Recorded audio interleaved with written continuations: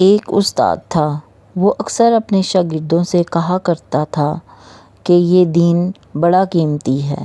ایک روز ایک طالب علم کا جوتا پھٹ گیا۔ وہ موچی کے پاس گیا اور کہا، میرا جوتا مرمت کر دو، اس کے بدلے میں تمہیں دین کا ایک مسئلہ بتاؤں گا۔ موچی نے کہا، اپنا مسئلہ رکھ اپنے پاس، مجھے پیسے دے۔ طالب علم نے کہا، میرے پاس پیسے تو نہیں ہیں۔ موچی کسی صورت نہ مانا اور بغیر پیسے کے جوتا مرمت نہ کیا۔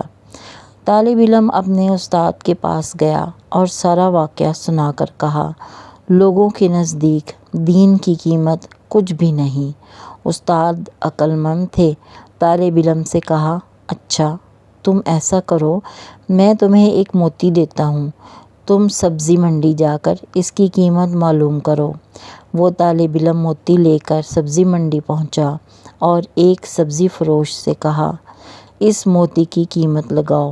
اس نے کہا کہ تم اس کے بدلے یہاں سے 2-3 لیموں اٹھا لو، اس موتی سے میرے بچے کھیلیں گے۔ وہ بچہ استاد کے پاس آیا اور کہا، اس موتی کی قیمت 2 یا 3 لیموں کی ہے۔ استاد نے کہا، اچھا اب تم اس کی قیمت سونار کے پاس معلوم کرو۔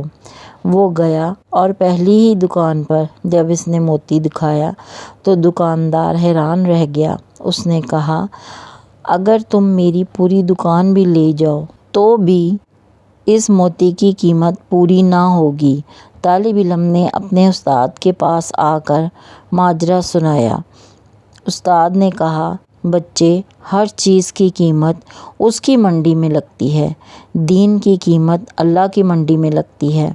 اس قیمت کو اہل علم ہی سمجھتے ہیں، جاہل کیا جانے دین کی قیمت کیا ہے۔